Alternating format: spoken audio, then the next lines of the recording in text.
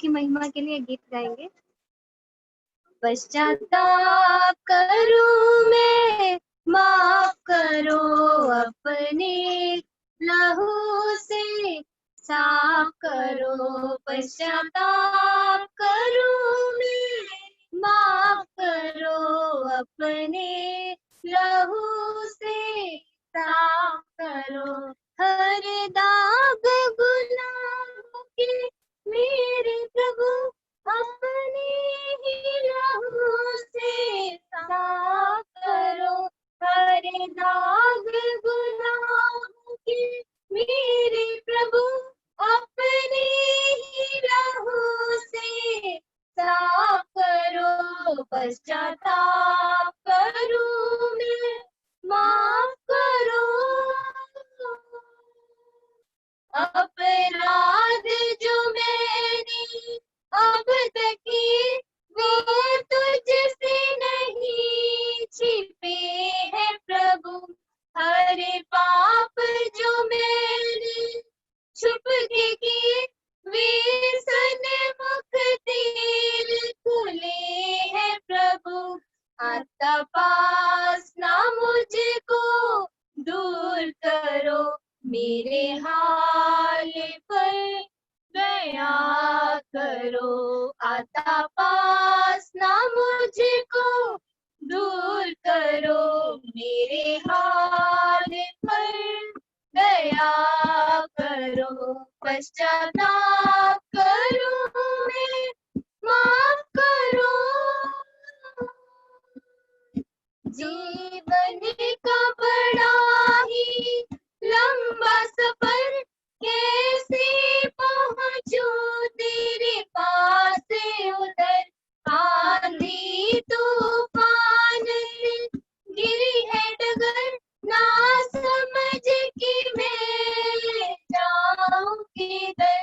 ये सफर मेरा आसान करो प्रभु, आके बेड़ा पार करो। ये सफर मेरा आसान करो प्रभु, आके बेड़ा पार करो। पश्चाताप करूं मैं, माफ करो।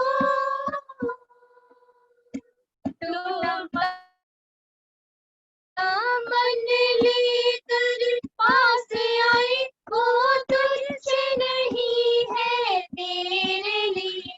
जो मान कर पापों ने छोड़ भी दे, तू दया है करता उसके लिए। टूटा मन मेरा कार्य करो, सपनों को मेरे साकार करो। टूटा मन मेरा स्वीकार करो, सपनों को मेरे साकार करो। पश्चाताप करूं मैं, माफ करो।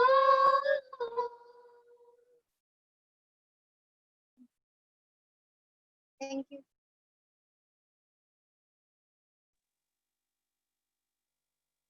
प्रभुच्या नावाला धन्यवाद देऊया।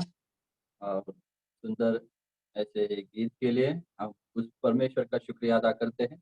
और राजस्थान कलीसिया की ओर से जो कमल सिस्टर कमलजीत उन्होंने जो गीत हमारे सामने गाया उसके लिए भी हम परमेश्वर का धन्यवाद करते हैं।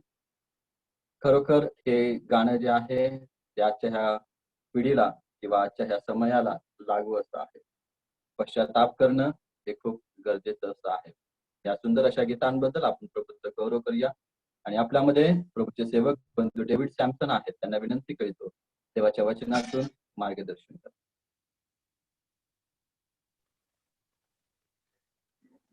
सलाम ब्रदर। ब्रदर हिंदी मध्ये बोलू की मराठी? चालेल ब्रदर, हिंदी मराठी हिंदी चालेल ना? ठीक है। हाँ, सबसे पहले मैं परमेश्वर को धन्यवाद देना चाहता हूँ जो अवसर जो प्रभु ने दिया हम सबको। और सच में प्रभु महान है, जीवित प्रभु है, वो अद्भुत काम और अद्भुत कार्य करने वाला परमेश्वर है। और जिस प्रकार हमने अभी गीत सुना कि पश्चाताप करो, सच में हम आखिरी के अंत के दिनों में रह रहे हैं और पश्चाताप करना बहुत ही जरूरी है। लेकिन अगर हमने विश्वास किया है तो बहुत ही सुंदर और सबसे अच्छी बात है, क्योंकि हमारा नाम जीवन की किताब में है। भले आज भले मृत्यु आएगा हमारे सामने, भले ये पूरी पृथ्वी का नाश हो, लेकिन जिस जिस व्यक्ति ने पश्चाताप किया है, जिस जिस व्यक्ति ने यीशु मसीह को अपना उद्धार करके माना है, वो व्यक्ति सच में हमेशा के लिए यीशु मसीह के साथ स्वर्ग में हमेशा के लिए रहने वाला है। ये सुंदर और बड़ी आशा प्रभु ने हम सबको दी है, इसके लिए प्रभु को धन्यवाद रहे। विश्वासियों, जिस प्रकार हमारे भाई ने दोपहर को कहा था कौन सा सब्जेक्ट का आप ले रहे हो, जब मैं दोपहर को बैठा तो मेरे सामने एक उकाब, वो विषय आपके सामने कुछ बातें रखना चाहता हूँ। अगर प्रभु की इच्छा रहेगी तो आज कुछ हम आदि बातों को देखने वाले हैं, और बाद में 2 हफ्ते के बाद वापिस जब अगर प्रभु की इच्छा रहेगी तो आदि बातें वापिस 2 हफ्ते के बाद एक बार और उस उकाब के बाद और कुछ बातें हम सीखने वाले हैं। तो मेरे लिए अय्यूब उसका 12 अध्याय, जोब चैप्टर 12 7 से लेकर 10 तक कोई पढ़ेंगे, मराठी या हिंदी भाषा में रहेगा तो भी चलेगा। जोब 12 7 to 10।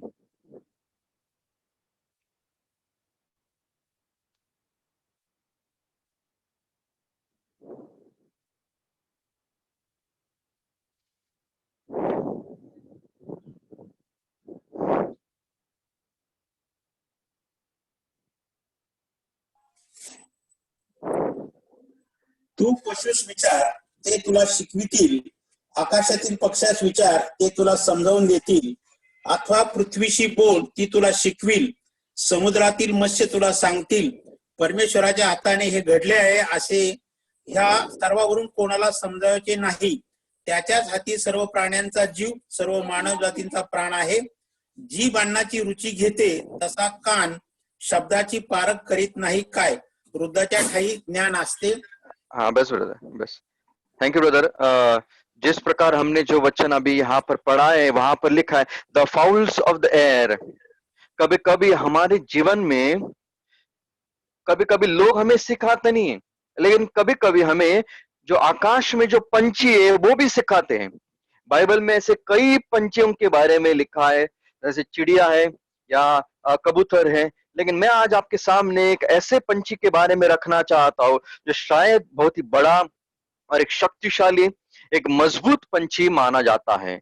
और उकाब, बाइबल में ये उकाब के बारे में बाइबल बहुत ही कुछ कहती है। विश्वासियों, मैं आपके सामने 4 या 5 चीजें आज रखना चाहता हूँ। जैसे समय मेरे पास दिया गया है उस समय के अंदर 4 या 5 चीजें को आज आपके सामने रखना चाहता हूँ।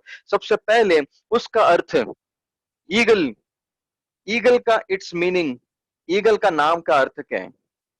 बाइबल में ईगल ये जो है ना, ये लगभग 34 टाइम्स आया है ये वर्ड। 34 टाइम्स ईगल ये वर्ड आया है। 30 टाइम्स पुराने नियम में और 4 टाइम नए नियम में आता है। और लगभग इस पृथ्वी के ऊपर बहुत सारे ऐसी जाति है ईगल के, लेकिन इस ईगल का 2 अर्थ है। सबसे पहला अर्थ है one who feeds with the beak, जो अपने चोंच से के साथ खाना खाता है। हर एक जो पंछी है वो चोंच के साथ ही खाना खाता है, लेकिन ये ईगल का एक अलग किस्म की चोंच रहती है, एक शार्प, मजबूत और एक पावरफुल चोंच उसकी रहती है। इसीलिए सबसे पहले मैं चीज आपके सामने रखना चाहता हूं, he feeds his little one with his beak. Feeding, ये अपने छोटे जो बच्चे रहते हैं उनको अपनी चोंच से वो खाना देता है, अपनी चोंच से ये खाना देता है। विश्वासियों, 2000 साल पहले जब हमारा प्रभु यीशु मसीह इस पृथ्वी पर आया था, उसने कहा था इंसान रोटी से नहीं लेकिन परमेश्वर के निकले हुए मुंह से जो निकलने वाले जो वचन है उसमें से इंसान जिएगा। मत्ती 4:4 में लिखा है। विश्वासियों, ये हमें क्या सिखाता है? ये हमें चोंच या उसका अर्थ क्या सिखाता है?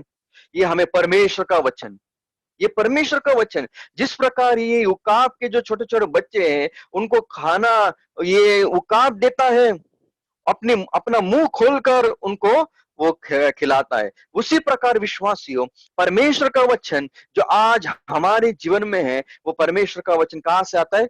ऊपर से। परमेश्वर जब अपना आवाज खोलता है तब उसके मुंह से ये परमेश्वर का वचन हमारे जीवन में आता है और हमारे जीवन के अंदर हमेशा काम करता है। इसीलिए पहला सैमुएल उसका 3 अध्याय 9 से लेकर 10 तक अगर आप पढ़ोगे ना, सैमुएल छोटा था और वो एली के पास आया, उसको आवाज आ रहा था, कोई पुकार रहा है, वो आ रहा था 1 बार 2 बार। एक बार ऐसे आया कि एली ने उसको कहा, अब वापिस एक बार अगर तेरे पास कोई आवाज आएगा तो ऐसे कहें। उसने क्या किया मालूम है? उसने क्या कहा? Lord speak for thy servant heareth. प्रभु बोल, तेरा दास सुन रहा है। उसने ऐसे कहा एली ने। लेकिन जब ये सैमुएल सो गया, छोटा है वो सो गया और वापस उसको आवाज आया, सैमुएल सैमुएल। उसी टाइम पे वो सैमुएल क्या कह रहे हैं मालूम है? बोल, तेरा दास सुन रहा है। बोल, तेरा दास सुन रहा है। इस छोटे बच्चे ने एक मेन, सबसे जरूरी, सबसे मेन जो वर्ड था ना, उसको ही निकाल दिया, वो है लॉर्ड।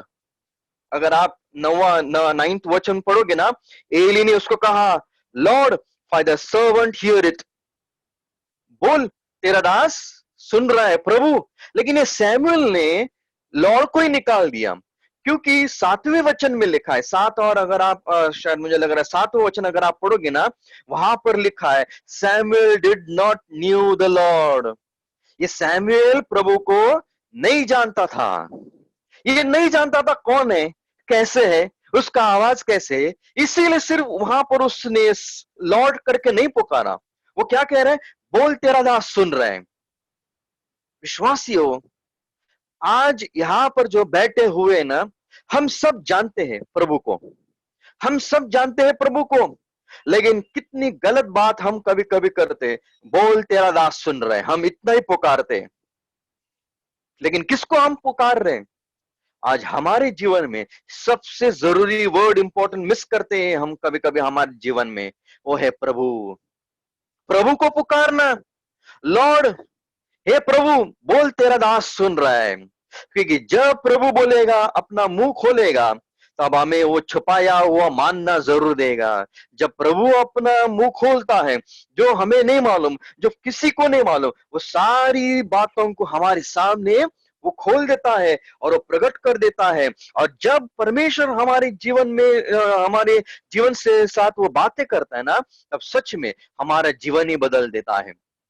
हमें शक्ति मिलती है, हमें सामर्थ्य मिलता है, क्योंकि इंसान रोटी से नहीं, लेकिन परमेश्वर से मुंह से निकले हुए हर एक शब्द से वो जिएगा।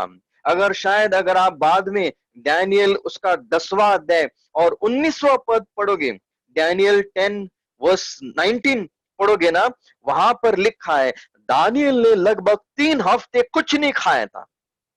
3 हफ्ते यानी 150 दिन उसने कुछ नहीं खाया था।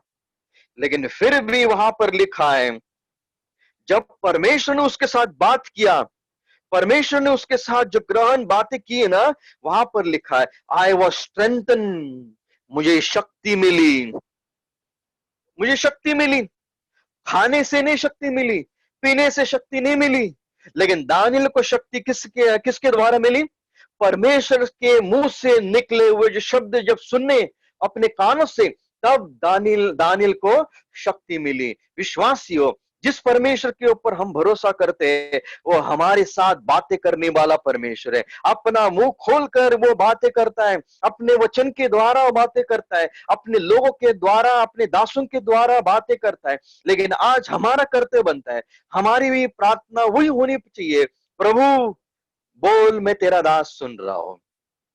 सिर्फ तेरा दास सुन रहा हूं नहीं, बोल, प्रभु को पुकारना। कि जब पतरस नीचे डूब रहा था, उसने प्रभु करके पुकारा, और जब प्रभु करके पुकारा, प्रभु ने उसको हाथ दिया और उसको बचा दिया।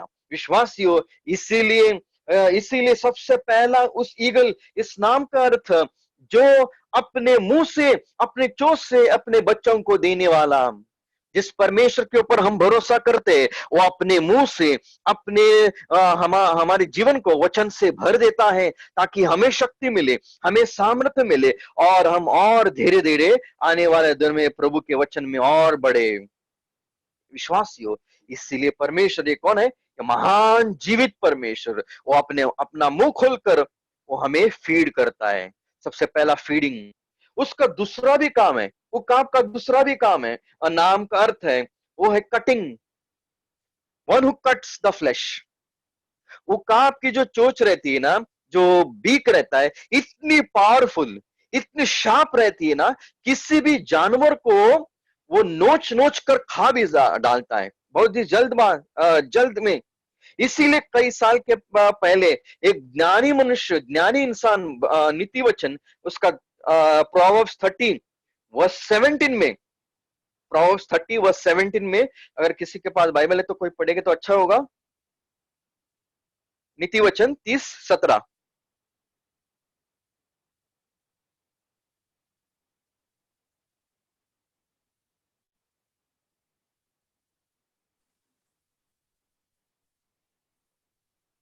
जो डोळा बापाची थट्टा करीतो, आईचे ऐकणे तुच्छ मानितो, त्याला खोऱ्यातले डोम कावळे टोचून बाहेर काढतील, त्याला गिधाडीची पिले खाऊन टाकतील। हाँ, उसको जो ईगल के जो पिल्ले हैं वो खा डालेंगे, बोझ के बाहर निकालेंगे। एंड ईगल के अंदर, उसके मुख के अंदर इतनी शक्ति रहती है, किसी की चमड़ी को निकाल कर फाड़ दे सकता है। यानी कटिंग उसका काम है। उस ईगल का काम क्या है? कट भी करना। और यहूदियों के अनुसार जब एक व्यक्ति मरता है उसको हमेशा दफन करते हैं, केव के अंदर दफन करते हैं। लेकिन अगर एक व्यक्ति को दफना नहीं दिया तो सबसे गंदा वो व्यक्ति को मान देते हैं। इसीलिए जो गुलगुथा, जो जहां पर यीशु मसीह को रखा गया, मारा गया, वो एक ऐसी जगह थी ना, क्रिमिनल जो थे ना उनको वहीं पर लटका देते थे, और ईगल्स, वल्चर आते थे और उनको खा डालते थे। और सबसे घृणा, सबसे एक गंदा वो व्यक्ति को मान देते। लेकिन यीशु मसीह के शरीर को निकाल दिया और उसको दफना दिया। विश्वासियों, इस ईगल का क्या काम है? कट करना, कटिंग करना। परमेश्वर का वचन सिर्फ हमें शक्ति नहीं देता है, सिर्फ हमें सामर्थ्य नहीं देता है। परमेश्वर का वचन सिर्फ हमें अंदर से बढ़ाता नहीं है, लेकिन परमेश्वर का वचन एक भी काम करता है, वो है कट करता है। कौन सा, कहां पर कट करता है? वो हमारे दिलों को कट करने वाला परमेश्वर का वचन है। अगर आप हिब्रू उसका 4 अध्याय 12 वचन पढ़ोगे, वहां पर लिखा है ये टू एजेड सोर्ड है, और वो सोर्ड से भी शार्प है, और इतने तेजी से अंदर जाता है, वो हमारे दिनों को, वो हमारे मनों को वो कट करके सीधा अंदर जाता है। ये परमेश्वर का वचन इतना सामर्थ्यशाली परमेश्वर का वचन है। विश्वासियों, कई साल के पहले मेरे जीवन को भी उसने कट किया। जब मैंने यीशु मसीह के बारे में सुना, उसका सुसमाचार सुना, तो मेरे जीवन को भी उसने, मेरे दिल को भी उसके वचन के द्वारा कट आया, और उसका वचन एक तलवार के समान मेरे हृदय के अंदर चला गया। आज यहाँ पर कई ऐसे लोग हैं, उनके जीवन में भी वही काम किया है उस तलवार ने। कौन सी तलवार? प्रभु का वचन। वो क्या करता है? वो काटता है हमारे जीवन को, हमारे मनों को काटने वाला ये वचन है। इसीलिए कई साल के पहले जब बाग में जब पतरस था, पतरस ने उस सिपाही की तलवार ली, और तलवार लेकर उसने उसका जो सोल्जर था उसका कान ही काट दिया, उसका कान काट दिया। ये व्यक्ति एक फिशरमैन है, एक मच्छी पकड़ने वाला है। उसने अपने जीवन में हमेशा जाल पकड़ी है, लेकिन कभी उसने अपने जीवन में तलवार नहीं पकड़ी। ये पहली बार तलवार पकड़कर उसका नेम भी अलग लगा, और बेचारे का कान ही कट गया। तलवार उसने जब दुनिया की तलवार निकाली, उसने एक व्यक्ति का कान काटा। लेकिन कई दिन के बाद में वही पतरस अब दुनिया की तलवार नहीं निकाल रहे बाहर, वो प्रभु का वचन निकाल रहा है अपने जीवन में से बाहर, अपने मुंह से बाहर निकाल रहा है। और जब उसने अपने मुंह से खड़े रहकर बात किया, प्रभु का वचन सुनाया, तब हजारों लोग, 5000 जन के लोगों का उद्धार हुआ। दुनिया की तलवार, काटने वाली तलवार। लेकिन जब परमेश्वर का वचन जो तलवार है, जब वो तलवार उसने बाहर निकाली, कितने लोग आज प्रभु यीशु मसीह के पास आए। कई साल के पहले मूसा भी वैसे ही था। मूसा ने भी एक तलवार अपनी निकाली, और किया तो किया, किसका खून किया? एक इजिप्शियन के खून किया। एक व्यक्ति को मार दिया उसने, डर गया वो और भाग गया। 40 साल उस मिद्यानी में रहा।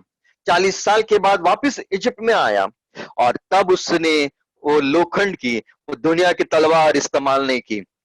तब उस समय उसने परमेश्वर की वचन की तलवार निकाली, और जब तलवार निकाली लगभग 3 महीने में सब इस्राएल लोग जो गुलाम थे, लगभग 400 साल गुलाम थे, परमेश्वर ने उनको बाहर निकाला।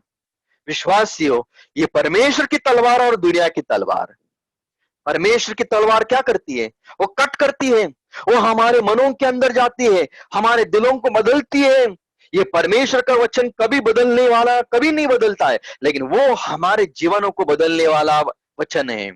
उसने मेरे जीवन को बदला, वही प्रभु है और वही वचन है, वो हमारे जीवन को भी बदल सकता है। विश्वासियों, कितना महान वचन है। इसीलिए इस ईगल, इस नाम का अर्थ one who cuts the flesh, यानी उसका 2 काम है, फीडिंग एंड कटिंग।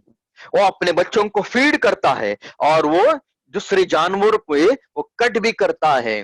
परमेश्वर का वचन क्या करता है? हमें फीड करता है, हमें शक्ति देता है, सामर्थ्य देता है, और वही वचन हमारे जीवन को काटने वाला भी वचन है।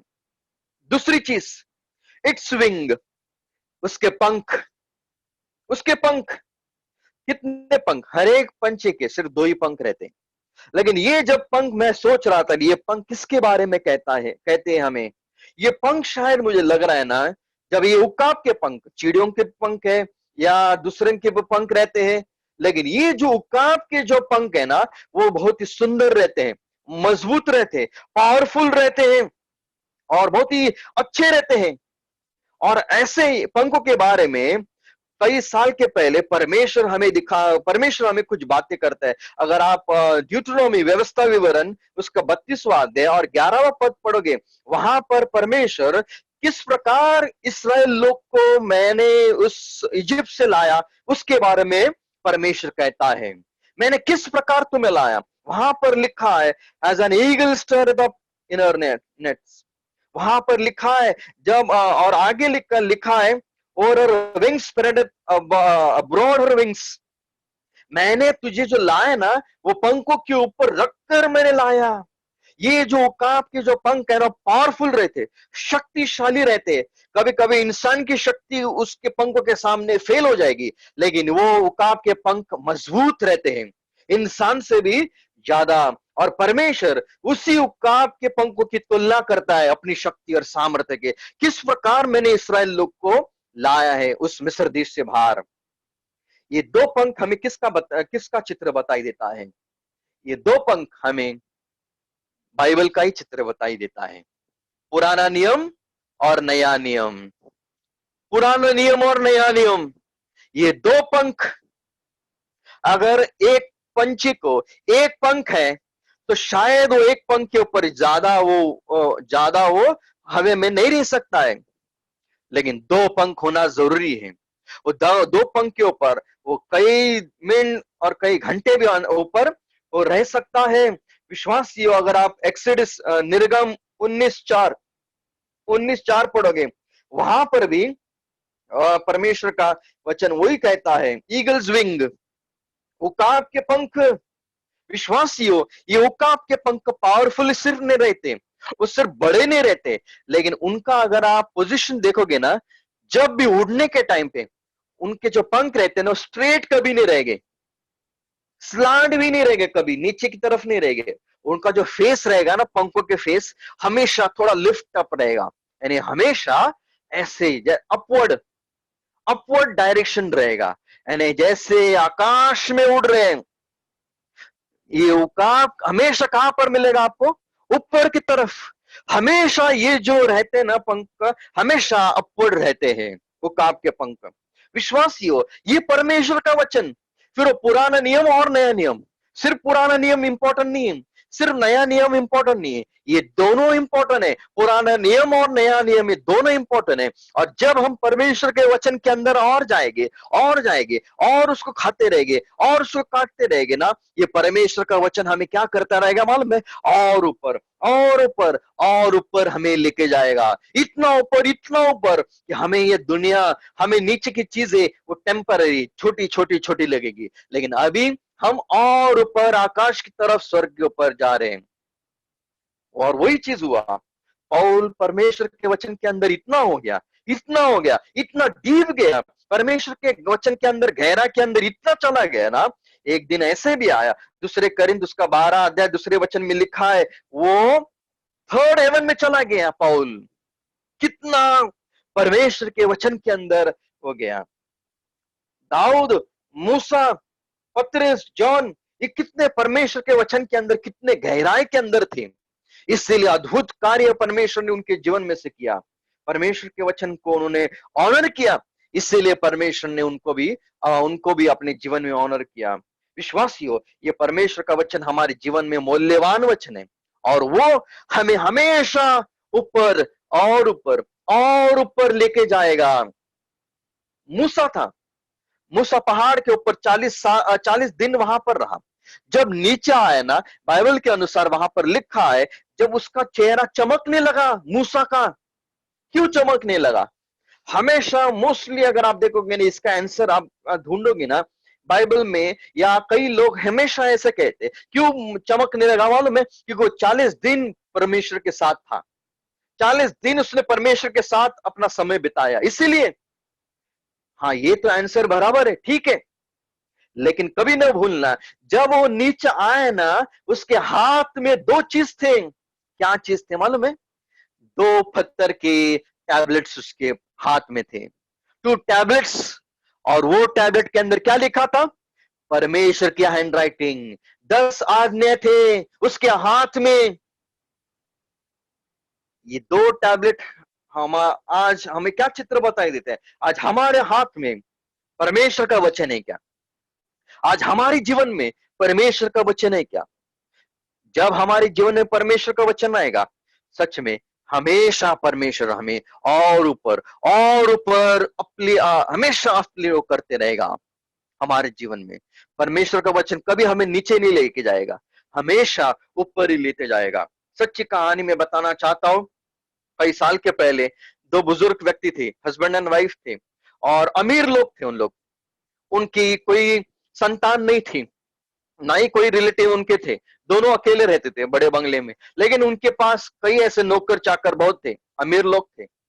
और एक दिन उन लोग बूढ़े हुए थे, एक दिन क्रिसमस का टाइम था, उन्होंने जितने अपने नौकरों को, सब लोगों को खाने के लिए बुलाया। एक दिन दोपहर का समय था, खाने के लिए बुलाया। खाना पीना खाने के बाद में वहां पर उसने एनवेलप रखे एक साइड में, और दूसरे साइड में बाइबल रखे उसने, और एनवेलप भी रखे। और उस नौकरों को उसने कहा, आपको इस 2 चीज मैंने रखी, एनवेलप है, उसके अंदर पैसे, उसने कितने हैं वो नहीं कहा, सब एनवेलप के अंदर पैसे भी है और वहां पर बाइबल भी है। दोनों में से एक चीज आपको उठानी है, आप क्या उठाओगे? और डरना नहीं, मुझसे डरना नहीं, जो चीज आपको चाहिए वो ले लो। पहला व्यक्ति जो गार्डनर था वो आया, जो माली था वो आया, उसने कहा मेरी मिसेस बहुत ही बीमार है, मुझे पैसे की जरूरत है। उसने पैसे को उठाया, चला गया। दूसरा खाना बनाने वाला था, वो भी आया, उसने भी सोचा मेरे बच्चे स्कूल में जाते, फी भरने के मैं ले सकता हूँ। उसने भी एनवेलप लिया, उठाया। जितने सारे नौकर थे वो सभी ने एनवेलप उठाया। एक आखिरी छोटा बच्चा था, वो भी गरीब था, वो आया, उसने कहा सर मेरे घर में माँ बहुत ही बीमार है, हमें नहीं मालूम हमें खाना मिलेगा कि नहीं, हमें नहीं मालूम हमें क्या कल मेरी माँ जीवित रहेगी कि नहीं। लेकिन मेरी माँ ने कई साल के पहले कहा था, बेटा इस पृथ्वी के ऊपर तू कहीं भी जा, कहीं पर भी रहे, अगर तुझे बाइबल मिला तो जरूर बाइबल लेना। इसीलिए आज मैं ये एनवेलप नहीं लूंगा, मैं ये बाइबल लूंगा। और उसी दिन उसने बाइबल लिया। बाइबल लेने के बाद में उसने बाइबल को खोला। खोलने के बाद में उसने उसी बाइबल के अंदर एक एनवेलप को देखा। ये एनवेलप को भी खोला उसने, और एनवेलप में लिखा था जितनी सारी मेरी जायदाद है जो व्यक्ति ये बाइबल लेगा उसको मिलेगी। सारी जो प्रॉपर्टी किसको किसको मिली? जिसने, जो व्यक्ति ले बाइबल उठाएगा उसको मिलेगी। ये किसने लिखा था? उसी व्यक्ति ने, जो मालिक था उसने लिखा था, उसे कोई बच्चे नहीं थे। लेकिन जो व्यक्ति ये बाइबल उठाएगा उसी व्यक्ति को मेरी सारी जायदाद मिलेगी। विश्वासियों, परमेश्वर का वचन ये कितना मूल्यवान वचन है। ये परमेश्वर का वचन हमेशा हमें ऊपर की तरफ लेके जाएगा। ये परमेश्वर का वचन हमेशा हमारे जीवन में गौरव, उसका तेज हमारे जीवन में लाएगा। इसीलिए हमने दूसरी बात को देखा, इट्स विंग, 2 पंख। तीसरी बात के ऊपर हम जाएंगे, ईगल्स, इट्स नेस्ट, उसका घर, उसका नेस्ट कहां पर रहता है? उसका जो नेस्ट रहता है ना, वो कभी नीचे नहीं मिलेगा आपको। आपके पेड़ के जो शायद घर के सामने जो पेड़ रहेगा उसके ऊपर कबूतर का घर मिलेगा, कौवे का घर मिलेगा, चिड़िया का घर मिलेगा, लेकिन उकाब का घर आपको कभी मिलेगा क्या? नहीं, कभी नहीं मिलेगा। उकाब का घर हमेशा ऊंचे पहाड़ के ऊपर रहता है, सबसे टॉप के ऊपर रहता है, सबसे टॉप। और जब ये उकाब ये अपना घर बनाने की सोचता है, अभी उसको मालूम है मेरे बच्चे आने वाले हैं, तब ये उकाब क्या करेगा? आएगा नीचे आएगा और लकड़ा लेगा और जाएगा ऊपर, वो लगाएगा। नीचे आएगा, घास लेगा, लगाएगा ऊपर। तीसरे टाइम वापिस आएगा, वो कांटे लेगा और लगाएगा घर के अंदर, कांटे, और ऐसे ही करते रहेगा। लकड़ा लेगा, बाद में घास लेगा, बाद में कांटे लेगा, लकड़ा लेगा, घास लेगा, कांटे लेगा, और वो 3 चीजों से वो अपना पूरा घर जो नेस्ट रहता है वो बनाएगा। अंदर से उसका जो नेस्ट रहेगा ना, वो अच्छा कंफर्टेबल रहेगा, लेकिन बाहर से कांटे हमेशा रहेंगे। बाहर से कांटे, हमेशा कांटे रहेंगे। विश्वासियों, बाहर से कांटे लेकिन अंदर सुरक्षित, अंदर सुंदर, अंदर कंफर्ट। विश्वासियों, आज हमारे जीवन को देखो। आज कल ही मैं एक व्यक्ति के साथ लगभग 1 घंटा बात कर रहा था। वो कुछ सवाल पूछ रहा था और उसका आंसर उसको चाहिए था। लगभग बातचीत करते करते 1 घंटा हुआ। उसने कहा, ब्रदर मेरी मम्मी इतनी दुख में है, पीड़ा में है, क्यों ऐसे होता है? मैंने उसको एक ही चीज कहा, आज हमारे जीवन में हमेशा कांटे रहेंगे, दुख रहेंगे, मुसीबतें रहेगी। हमेशा ये जो रास्ता है ये कांटों के ऊपर चलने का रास्ता है। यीशु मसीह को अपने जीवन में कांटे मिले, लेकिन पहला जो क्राउन मिला वो थॉर्न का था, लेकिन बाद में क्राउन उसको मिला और वो क्राउन बहुत ही सुंदर है।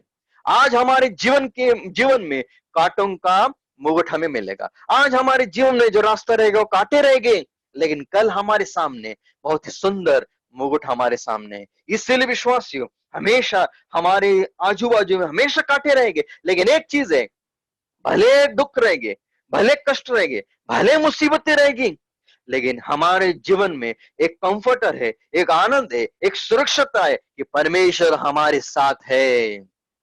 God will provide, God will provide. ये उकाब इतने ऊंचे के ऊपर ये उकाब हमेशा अपना घर बनाता है, लेकिन वहां से उसका ध्यान नीचे जाता है ना, तब वो अपना खाना देखता है।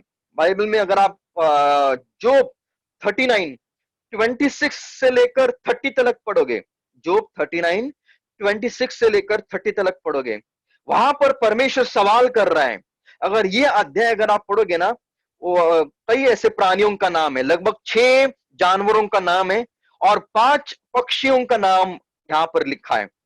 उसमें से कौवा भी है और इसमें से ईगल भी है।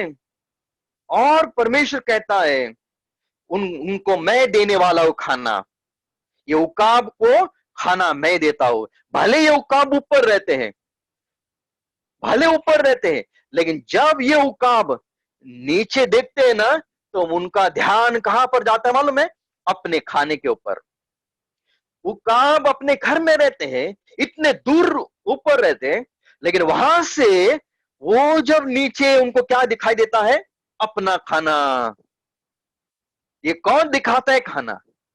यानी उनकी आंखों के बारे में अगर प्रभु की इच्छा रहेगी तो नेक्स्ट 2 हफ्ते के बाद हम देखने वाले हैं उनकी आंखों के बारे में। लेकिन यहाँ पर परमेश्वर उनको देता है, भले ही इतने ऊंचे हो, लेकिन उनको खाना, उनकी जरूरत कौन देता है?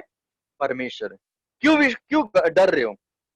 आज कितने मसीह लोगों का जॉब चला गया है, कितने लोगों को आज सैलरी नहीं मिल रही है, लेकिन इसी लेकिन फिर भी जो प्रभु के ऊपर भरोसा रखने वाले लोगों को अपनी कौन सी भी अच्छी चीजें वो कभी किसी को कमी नहीं होगी। क्यों? क्योंकि परमेश्वर हमारे साथ है। परमेश्वर हमारे साथ है।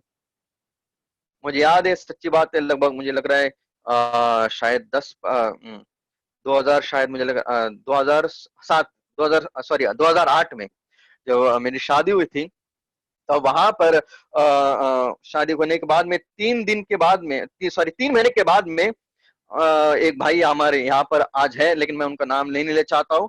उस भाई ने हमें घर दिया था साइन में थोड़ी दिन रहने के लिए। हम लोग वहां पर रहते थे क्योंकि हमारा जो घर है वो छोटा है, इसलिए उन्होंने हमें दिया था। मैं और मेरे मिसेज वहां पर रहने लगे और अचानक सुबह सुबह घर में से फोन आया कि डैडी को अटैक आया। और मैं वैसे ही हम लोग जल्दी से तैयार हुए और निकले, और मुझे नहीं मालूम, फिर मैंने फोन किया, फिर हमें समझा कि मेरे डैडी को हिंदुजा हॉस्पिटल में लेके गए। हम लोग चले गए, लेकिन उस टाइम पे मैंने टैक्सी में बैठे, लेकिन उसमें गड़बड़ था। लेकिन मैंने देखा भी नहीं कितना पैसा मेरे खिस्से में है। देखा तो सुबह सुबह शायद मुझे लग रहा है 6:30 बजे रह गए। देखा तो 35 रुपीज मेरे खिस्से में ही था, और मेरी मिसेज ने अपना पर्स भी नहीं रखा था। मैंने कहा अरे टैक्सी में बैठे, कितना पैसा होगा मालूम नहीं। मैंने मिसेज को कहा ठीक है, वो जितना होगा उतना जाएगी, बाद में आगे चल के जाएगा आगे। लेकिन प्रभु के दया से 31 रुपीज का बिल आया उस समय, मैंने दिया। अब खिस्से में सिर्फ 4 रुपया, और हॉस्पिटल कौन सा? Hinduja private hospital. मैं गया, हमें नहीं मालूम, मम्मी ने जो थोड़ा सा पैसा लाया था वो दिया, और हम लोग वहां पर बाहर प्रार्थना कर रहे थे। अंदर थे, डैडी की ट्रीटमेंट चल रही थी, और अचानक आधा 1 घंटे के बाद में एक भाई आए। मैं नाम नहीं लेना चाहता किसी का, क्योंकि कोई भाई यहाँ पर भी है और कई आज प्रभु के दास भी हैं। वो आए और उन्होंने उस समय, मैं बाहर था, उन्होंने मेरे हाथ में दिए कुछ पैसे, एनवेलप दिया, छोटा सा एनवेलप। मैंने खोला, देखा तो उसके अंदर 5,000 मैंने जाकर दिया।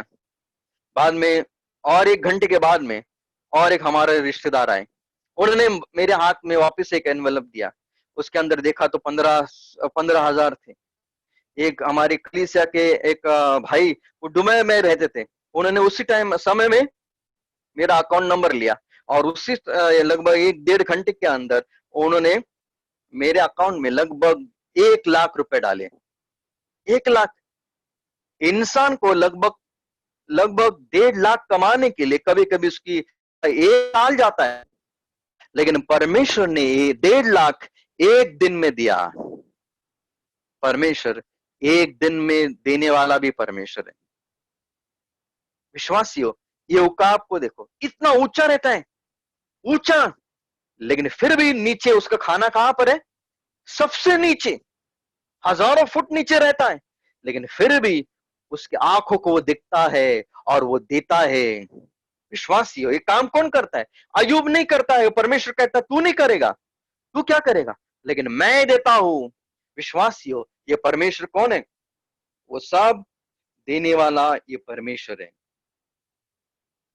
जॉर्ज मुलर, एक बार जब उनका उद्धार हुआ, एक बार रास्ते से जा रहे थे, और जाते जाते परमेश्वर के आत्मा ने उनको कहा, जॉर्ज, ये सामने जो भिखारी लड़की है, ये काम कर, उसको अपने घर में लेके जा, उसका संभाल कर। जॉर्ज मुलर लिया उस लड़की को और अपने घर में लेके गया, उसको संभालता था, खाना पीना सब कपड़ा उसको देखता था। वापिस 1-2 दिन के बाद वापिस वो जॉर्ज मुलर बाहर आए रास्ते के ऊपर। परमेश्वर ने वापिस उसको कहा, जॉर्ज, ये छोटा और एक बच्चा है, उसको भी लेकर अपने घर में जा और उसको संभाल कर। दूसरा लड़का, तीसरा लड़का, 5, 10 लड़के हो गए। अभी जॉर्ज मुलर को थोड़ा सवाल आया, एक बच्चा ठीक है, 5 बच्चे ठीक है, 10 बच्चे, अभी ये बच्चे बढ़ रहे आ रहे हैं, इनका संभाल मैं कैसे करूं, कहां से लाऊं मैं इतना पैसा।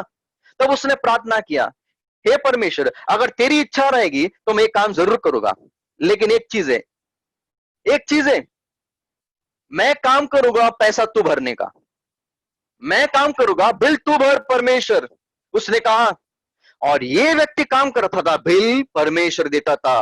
और 10 बच्चे से लेकर 20 बच्चे हुए, 50 बच्चे हुए, 100 बच्चे हुए, और 100 ने 250 बच्चे हुए। और हिस्ट्री के अनुसार अगर उसकी किताब पढ़ोगे, लगभग 10,000 से भी ज्यादा बच्चे उसके पास थे। 10,000 बच्चों का नाश्ता, खाना पीना, उनके कपड़े, उनका साबुन, सब चीज ये काम करते थे। परमेश्वर बिल भरता था। कहां से, कब और कैसे आता था वो उसको भी नहीं मालूम, परमेश्वर देता था। वो काम इतने ऊंचा है, लेकिन फिर भी उसको देने वाला परमेश्वर है। आज हमारे सामने ही खाना है, वो हमें नहीं देने वाला है क्या? उकाब को देखो, इसीलिए उकाब का घर, उकाब नेट, ईगल्स नेस्ट। चौथी चीज मैं आपके सामने रखकर मैं बंद करना चाहता हूं आज, ईगल्स एनिमी। उकाब के शत्रु भी रहते हैं। कौन से शत्रु? ये उकाब एक बहुत ही बड़ा जानवर रहते हैं, लेकिन कभी कभी उकाब से भी कई बड़े बड़े उकाब और रहते हैं। इसीलिए पहला शत्रु उकाब भी रहता है, और कभी कभी हॉक भी रहते हैं। हॉक भी एक बड़ा जानवर है, पक्षी है, ये भी रहता है। और उसका दूसरा शत्रु रहता है, वो है तूफान, स्टॉर्म। तूफान भी रहता है उसका शत्रु। ये अगर तूफान आएगा तो हम कहां पर छुपते हैं? घर के अंदर। पंछी कहां पर छुपेंगे? पेड़ के ऊपर। अपने घर के अंदर जाएंगे। कौवा अपने पेड़ के ऊपर छुपता है। जो कबूतर रहते हो अपने घर में जाएंगे। चिड़िया अपने पेड़ के ऊपर जो नेस्ट बांधे वहां पर जाएगी। लेकिन ये जो उकाब रहेगा ना, ये उकाब कभी नीच पेड़ के ऊपर नहीं छुपाया हुआ मिलेगा। वो कहां पर जाते हैं मालूम है? वो तूफान में से निकलकर तूफान के ऊपर जाने वाला ये पंछी है। विश्वासियों, ये तूफान के टाइम जब तूफान आएगा, तब ये तूफान के ऊपर रहता है, तूफान के ऊपर। और ये उकाब के बारे में ऐसे लिखा है कि उकाब को तूफान अच्छा रहता है, अच्छा लगता है, क्योंकि उसके अंदर और ऊपर वो जा सकता है। कई साल के पहले ऐसे कहते हैं कि बहुत ही गांव में बहुत ही बड़ा तूफान आया था। उस तूफान के अंदर जब तूफान खत्म होने के बाद में लोगों ने देखा कौवे मरे, चिड़िया मरी है, कबूतर मर गए, कुत्ते मर गए। लेकिन उन्होंने और एक बात देखी, ऊपर उकाब ऊपर हवे के उस आकाश में घूम रहे हैं। यानी तूफान के अंदर भी उनको एक परमेश्वर ने एक शक्ति दी है, तूफान के ऊपर जाने का सामर्थ्य दिया है। विश्वासियों, और जब उनके सामने पहला शत्रु उनके सामने आएगा, कोई एक बड़ा पंछी आएगा, तो ये पंछी को कहां पर लेके जाता मालूम है? वो उसके साथ लड़ाई करते नहीं, कभी लड़ाई नहीं करेगा।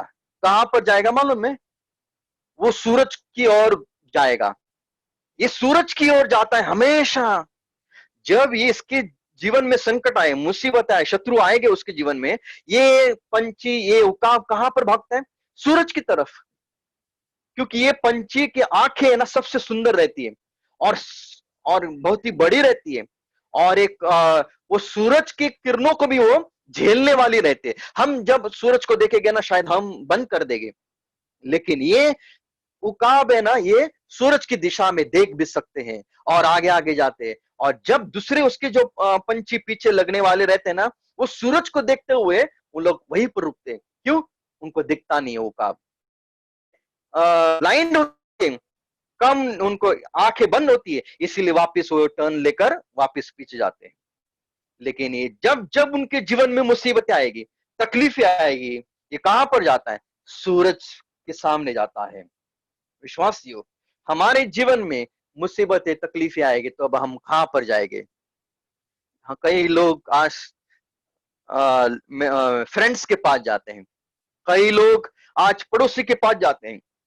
लेकिन जब जब इस पृथ्वी के ऊपर हमारे जीवन में तकलीफें आएगी, मुसीबतें आएगी, कष्ट आएगा, तब हमें एक के पास जाना है जो सूरज से भी बढ़कर कोई है।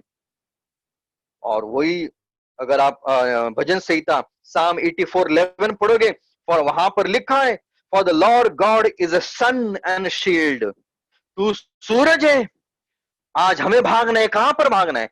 प्रभु के पास, परमेश्वर के पास, परमेश्वर के पास भागना है।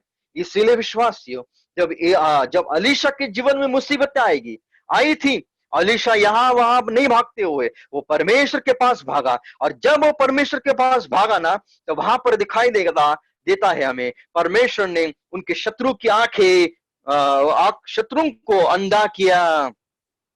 उनके शत्रुओं को अंधा करने वाला भी परमेश्वर है। विश्वासियों, आज हमें कहां पर भागना है? परमेश्वर की पास ही। इसीलिए विश्वासियों, अगर आप दानियल उसका दूसरा अध्याय 12 और 13 वचन अगर आप पढ़ोगे, वहां पर दानियल दूसरा अध्याय पहले से पढ़ोगे ना, वहां पर नबूकदनेस्सर राजा को एक ड्रीम आया। और वो अगर आप पूरा चैप्टर पढ़ोगे, वहां पर वो भूल गया ड्रीम क्या है। उसने ज्ञानी लोग को बुलाया और उन लोग भी ड्रीम का अर्थ बता नहीं पाए।